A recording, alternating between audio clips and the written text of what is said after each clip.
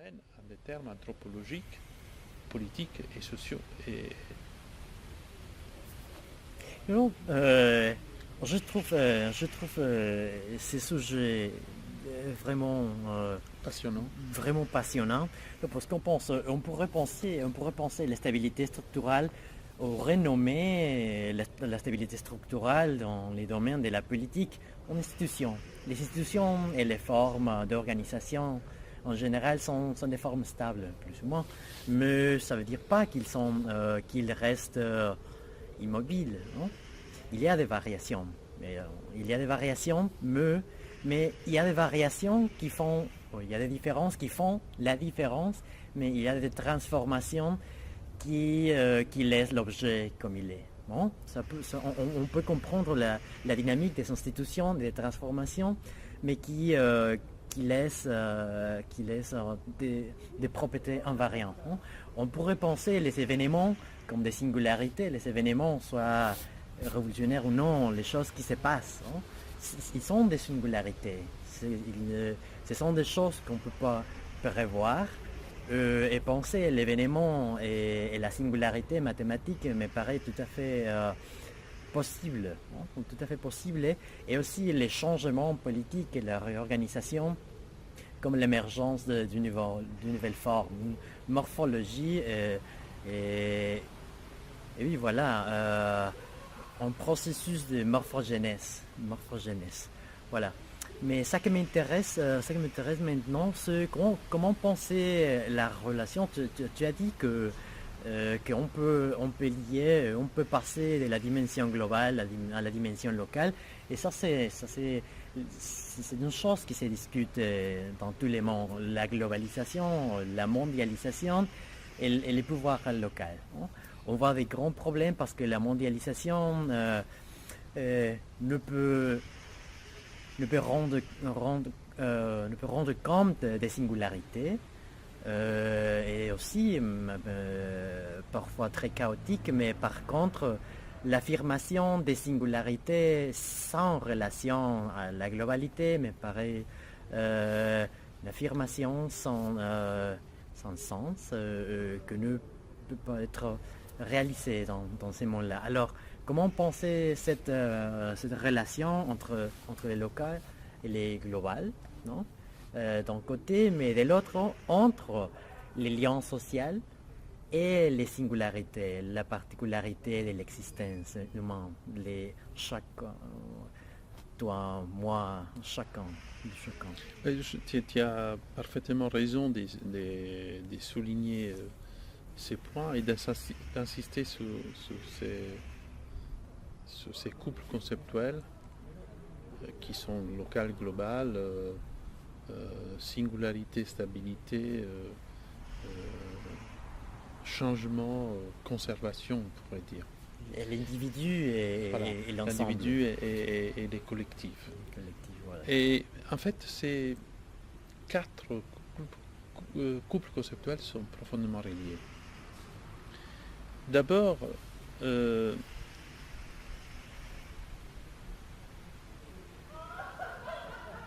il faut voir qu'il y a un double mouvement qui va du local au global et du global au local.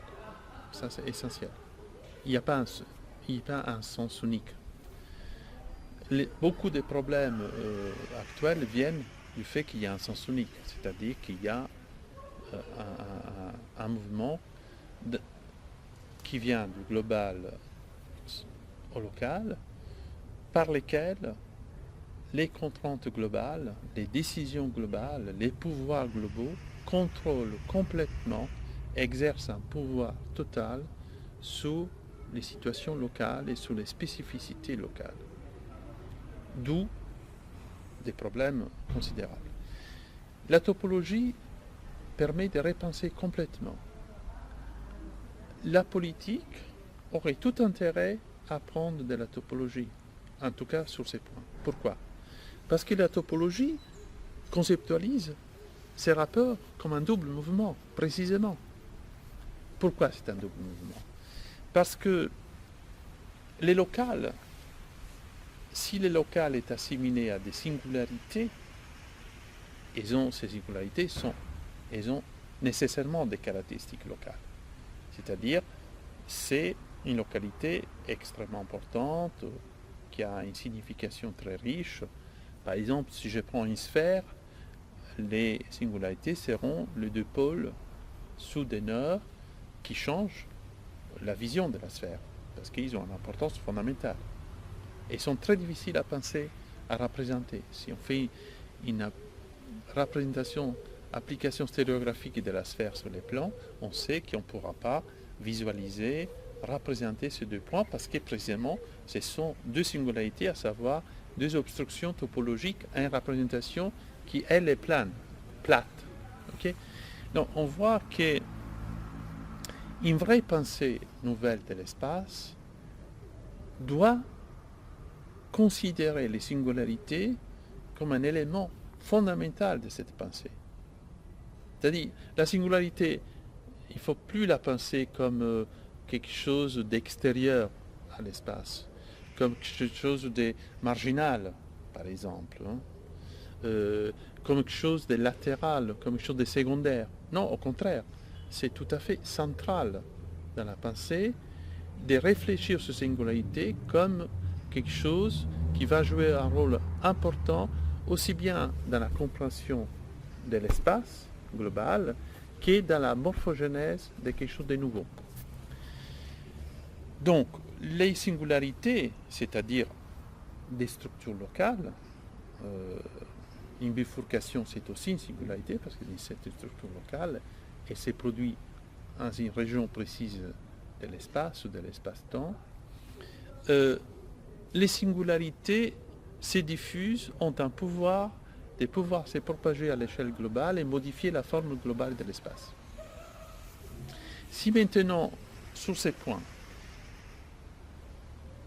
on essaie de faire une analogie ou une comparaison, disons, avec la situation politique et sociale, on voit bien que ces singularités sont plutôt un élément de richesse et de complexité qui, en leur permettant de se propager, d'avoir un rôle, autrement dit, de se propager à l'échelle globale, ils vont profondément modifier la notion même des globalités, des globales, de manière positive, de manière très riche, de manière très significative. Mais il y a aussi l'autre mouvement qui en topologie joue un rôle fondamental, parce qu'on a vu que la forme globale de l'espace modifie son organisation locale. Par exemple, la forme globale de l'espace donne une certaine caractérisation qualitative à l'espace, se répercute sur son organisation locale, par exemple sur la métrique, elle peut modifier donc la métrique de cet espace, donc par exemple la structure locale de cet espace. Eh bien, il est vrai que tous les mouvements de singularisation à l'échelle même politique ou sociale ne peuvent pas être pensés pour qu'ils soient féconds et fructueux en termes antithétiques à une vision globale ou universelle. Je pense même que l'universel et le global émergent du local. Mais en même temps, ces locales, pour qu'ils soient les plus significatifs possibles, les plus signifiants possibles, comme disait Tom, il faut qu'ils, en quelque sorte, intègrent tout ce qu'il y a de plus important, de plus positif, de plus intéressant dans une vision globale pour qu'elle soit en quelque sorte intéressant. Donc, en fait, je pense qu'il y a un échange constant entre local et global. Les deux agissent de manière réciproque. Les locales peuvent en quelque sorte modifier qualitativement les comportements les comportements globaux d'un espace ou d'un phénomène ou d'une structure. Hein. S'il y a une brisure de symétrie dans un phénomène physique, cette brisure de symétrie va produire des effets globaux sur le comportement global du phénomène. S'il y a un changement, une transition de phase brusque, brutale, dans une transition des phases, voilà, cela va modifier la structure globale du phénomène. Et en même temps, la forme globale, c'est-à-dire les propriétés qualitatives de la forme, réorganise localement l'espace et le phénomène. Réorganise localement de manière qualitative l'espace et le phénomène. Voilà, donc nous avons besoin de cette notion de réorganisation qualitative. Un changement politique ou un changement social ne peut pas être uniquement de l'ordre quantitatif. Si les changements consistent à revenir à changer l'apparence, mais en laissant la structure fondamentale invariée, immobile, statique, cela n'est pas un changement. L'intérêt de la topologie, c'est qu'il y a du changement. Même quand il y a un invariant, cet invariant est le miroir, les reflets d'un changement qui a eu lieu. Au contraire, l'invariant, c'est ce qui condense l'essentiel du changement. C'est ce qui exprime de manière condensée tous les changements qualitatifs qu'il y a eu suite à une déformation, à un autre type d'opération. Donc l'invariant, c'est en quelque chose, c'est en quelque sorte quelque chose qui se conserve, mais qui ne se conserve pas égal à lui-même ou identique à lui-même. Il n'y a pas d'identité, il n'y a pas de répétition identique. C'est quelque chose qui se conserve parce que c'est en quelque sorte le cœur, l'essentiel de ce qui se conserve dans la modification, dans les changements. De sorte à ce que les changements, si tu veux, d'un point de vue historique, politique et social, puissent être aussi une transformation continue. C'est-à-dire qu'il y ait quelque chose qui reste, qui se conserve, tout en se modifiant, en changeant. Il est évident que si on avait un changement dans lequel rien ne se conserverait, eh ben, il n'y aurait pas, par exemple, de mémoire historique. Il n'y aurait pas de continuité en quelque sorte anthropologique. C'est comme si, au fond, on effaçait une situation. C'est comme si on éliminait quelque chose de notre réalité qui a probablement produit des modes de vie, des cultures, des langues, etc. Et la globalisation qui ignore les singularités, les singularisations, les locales, produit effectivement ces effets de destruction, au lieu de produire des effets d'enrichissement et d'approfondissement de ces situations. Donc pour revenir à ta question, moi je pense que la manière la plus profonde pour penser la morphogenèse, c'est-à-dire l'émergence et l'apparition des formes nouvelles, aussi bien en topologie, mais aussi dans la société, dans la politique, l'émergence des formes nouvelles, c'est précisément de penser ces rapports entre stabilité et changement, entre stabilité et transformation. La stabilité est un processus dynamique. Dans l'idée des tomes, par exemple, la stabilité structurelle n'est pas quelque chose de figé, de statique. La stabilité structurelle est le résultat d'un processus dynamique. C'est-à-dire c'est ce qui émerge comme ensemble de propriétés stables d'un processus très dynamique de changement qui a eu lieu et s'est produit dans un phénomène. Pourrais-tu imaginer une modification, une grande transformation dans les mondes social et politique sans que quelque chose de vraiment essentiel et signifiant se conserve? Ce serait inimaginable, c'est-à-dire ce serait une situation de, comment dirais-je, des chaos complets, des désordres complets, où il n'y aurait pas d'interactions, des relations. Mais la durée, il n'y a pas de durée sans stabilité. Voilà, il n'y a pas de durée sans stabilité, il n'y a pas de durée temporelle, il n'y a pas de passage, de transition, il n'y a pas de temps de maturation et d'émergence, parce que l'émergence c'est fait aussi dans ces temps longs de la stabilité. Si on pense par exemple à un organisme vivant qui est un mélange d'ordre et désordre, mais il est aussi un mélange de stabilité et des changements de cette stabilité. Parce que si, par exemple, les liaisons moléculaires ou cellulaire était trop stable, trop rigide, en fait, la stabilité n'est pas une notion de rigidité, c'est une notion de flexibilité et de plasticité, mais qui conserve un certain nombre de propriétés fondamentales. C'est-à-dire la plasticité ne détruit pas la forme, la change, tout en conservant un ensemble de propriétés qui doivent avoir le temps en quelque sorte, de se former, de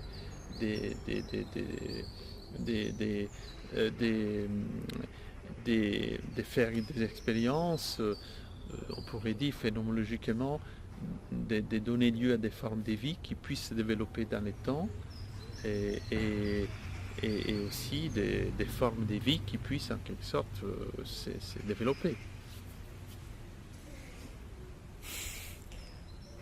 On a l'idée que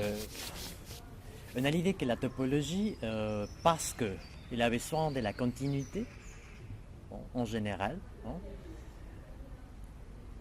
il ne pourrait faire de la justice à l'individualité.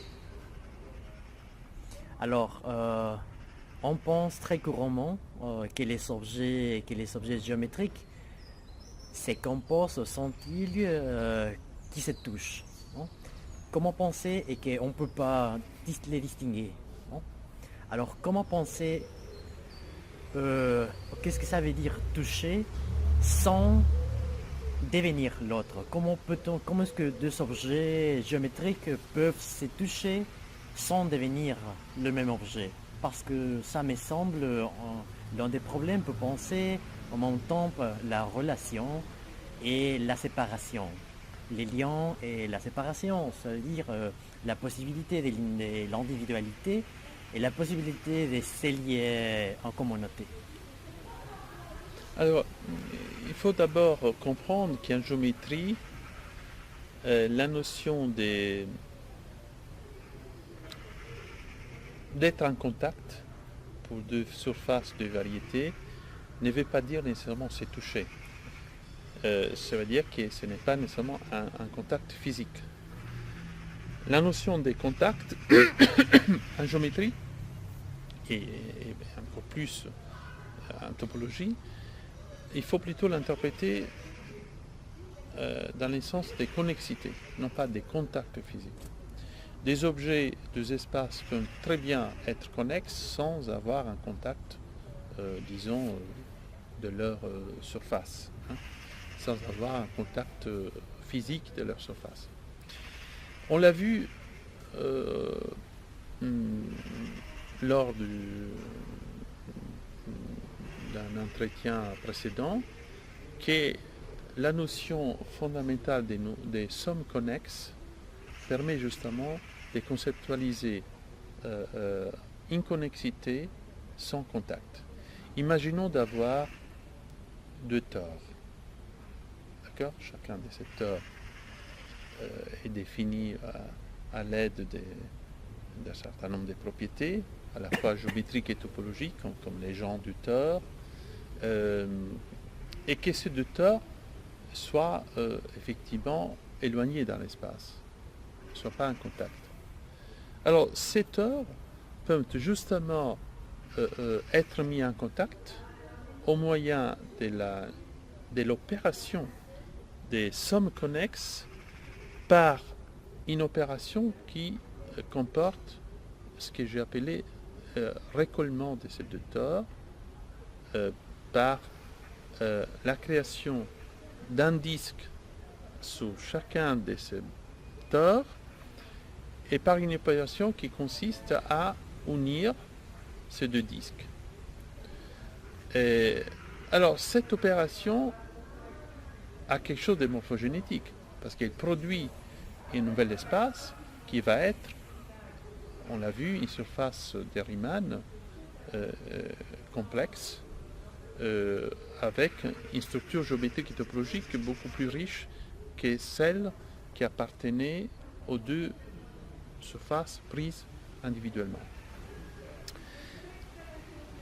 Je pense qu'une analogie peut être faite avec les problèmes que tu poses, c'est-à-dire comment en quelque sorte, non seulement sauvegarder l'individualité, mais aussi la valoriser, sans, tout en appliquant des notions topologiques et notamment la notion de continuité. C'est-à-dire, est-ce que la continuité peut conserver, valoriser l'individualité? Est-ce qu'elle peut donner un espace de liberté, d'épanouissement à l'individualité? Bien sûr que oui, parce que si tu veux, dans cet exemple que je viens de voir, on voit que l'Hector à lui-même a une individualité. C'est une surface intrinsèque au sens de Gauss, donc elle ne dépend pas nécessairement du plongement dans un espace, dans quelque chose d'extérieur, mais elle a sa propre identité, qui lui vient d'avoir un certain nombre de propriétés géométriques locales donc, et topologiques, donc globales, qui permettent de la caractériser comme un monde en soi, hein, plus qu'un objet, vraiment comme un monde en soi, comme un univers géométrique et topologique en soi. Mais en même temps, ces individus, ces torts, donc, ils peuvent être mis en relation. Donc on peut trouver une connexion entre ces deux torts qui n'est pas une opération purement, comment dirais-je, purement qui consisterait uniquement à trouver un contact, mais c'est vraiment une opération qui permet de créer quelque chose de nouveau. Eh bien, je pense qu'effectivement, dans la vie réelle, ces deux notions doivent coexister. Celle d'individu. L'individu ne peut pas être, comment dirais-je, soupçonné. Soupçonné ou sacrifié ou effacé. Au contraire, l'individu doit avoir un rôle, une identité propre. Mais du moment que l'individu devient une identité absolue et unique, là commencent les problèmes. Parce qu'on a des systèmes socio-politiques qui sont précisément fondés sur cette idée d'un individu absolu. Oui. Hein? Et dans ces cas, les individus deviennent plutôt des atomes qui n'interagissent plus, ou s'ils interagissent, ce n'est pas pour avoir un effet collectif, disons, intéressant et significatif pour les deux, mais c'est uniquement dans les buts en quelque sorte, pour créer une situation qui soit au détriment de l'un ou de l'autre. Alors je pense que donc il y a une culture des limites qu'il faut introduire. L'individu, c'est tout à fait fondamental à la condition que cette individualité soit aussi, puisse avoir aussi une fonction de générer des interactions avec les autres individus. C'est-à-dire qu'il puisse permettre des relations avec les autres individus en vue de créer des nouvelles formes de vue, des nouvelles interactions, des nouvelles idées, des nouvelles pensées, des nouvelles situations aussi sociales. Je ne vois pas comment on pourrait introduire des nouvelles formes de vie ou des nouvelles situations sociales ou des nouveaux contextes culturels ou politiques en conservant ces individus comme des atomes séparés les uns des autres, comme des individus absolus et uniques. Moi je pense effectivement en quelque sorte dans les complexités irréductibles de l'intelligence, de la conscience individuelle. Je pense qu'un individu, ce n'est pas un objet, ce n'est pas non plus simplement un organisme biologique, mais c'est une personne. Et une personne, c'est la somme connexe de plusieurs strates, de plusieurs dimensions de vie. La dimension biologique est très importante, mais il y a la dimension cognitive, mais après il y a la dimension symbolique, il y a la dimension éthique, la dimension artistique, etc. Eh bien, une personne, c'est non pas la somme, l'addition de ces dimensions, mais c'est vraiment les résultats d'une somme connexe, c'est-à-dire une opération d'interaction profonde entre ces différentes dimensions. Donc l'individu, effectivement, a cette richesse. L'individu absolu et unique, en revanche, perd toutes ces dimensions. Il se transforme, il devient une sorte d'absolu dans lequel une dimension privilégiée prime sur toutes les autres. Ça peut être la dimension politique, la dimension du pouvoir, la dimension économique. Et cela n'aide certainement, ne contribue pas à ce que ces individus entrent en relation et créent une situation connexe dans laquelle ces individus puissent aussi faire émerger des phénomènes collectifs qui, en quelque sorte, font apparaître des nouvelles propriétés, des nouvelles qualités, de nouvelles formes de vie. Dans ces phénomènes collectifs, dans ces situations, des contextes contextuels, l'individu, au lieu d'être vanifié, étouffé, isolé, au contraire, trouverait des nouvelles forces, des nouvelles énergies pour s'épanouir davantage et pour s'enrichir davantage. L'important, c'est que les collectifs, la dimension sociale, n'éliminent pas la dimension individuelle et que l'individu devienne une entité, une catégorie absolue et unique, sans interaction et connexion avec les autres individus. Ça me paraît un concept vraiment très intéressant, la connexité. Bon, parce que on a pensé l'unité, on a pensé toujours les liens humains à partir du contrat. Mais les contrats, c'est l'union des individus de point à point. C'est atomique, c'est une vision atomique. Et sinon, on a pensé aussi la communauté comme une substance, comme un grand corps social, sans individuation, ou même comme partie, non? Comme s'il y avait des parties du corps, comme si je serais la main, ou les bras, ou la jambe. Mais je pense aussi que l'ontologie en général a toujours pensé l'espace en commun. L'espace en commun et pour la même raison, la vie politique et la vie sociale pourraient être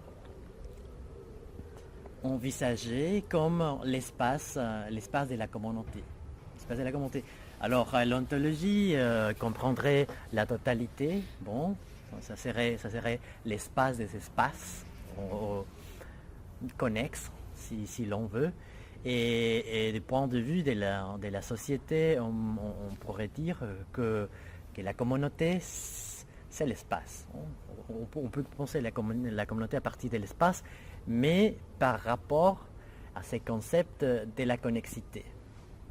Alors, est-ce qu'on pourrait développer une idée de la communauté, mais ontologique, mais aussi humaine, à partir de ces concepts de la connexité?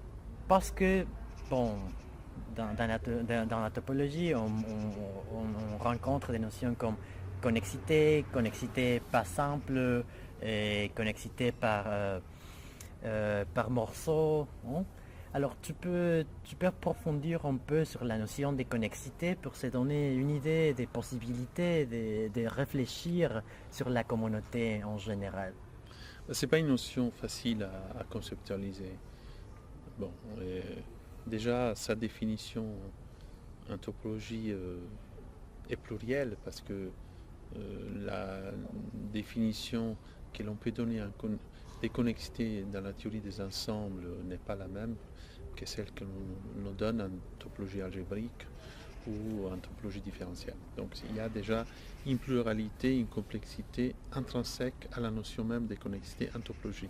Ce qui est d'ailleurs un fait très intéressant, parce que ça montre qu'il n'y a pas un concept mathématique qui subsumerait tous les autres.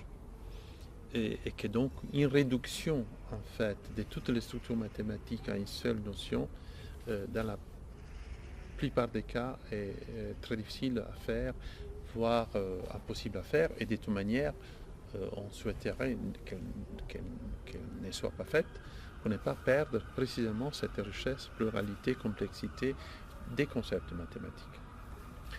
Donc il y a cet aspect. Maintenant, je ne pense pas que la connexité entre des points soit la plus riche, la plus signifiante pour penser aussi l'espace social, l'espace politique et l'espace, disons, ontologique en général. Parce que d'abord, les individus ne sont pas des points, ni d'ailleurs simplement des parties d'un système ou d'un organisme ou d'une structure. Les individus, on peut les penser plutôt comme des espaces au sens propre du terme, des espaces qui auraient disons en quelque sorte ce qu'on appelle une structure, une stratification, ce qu'on appelle une stratification, et cette stratification, c'est le résultat d'une connexion intégrative ou d'une intégration entre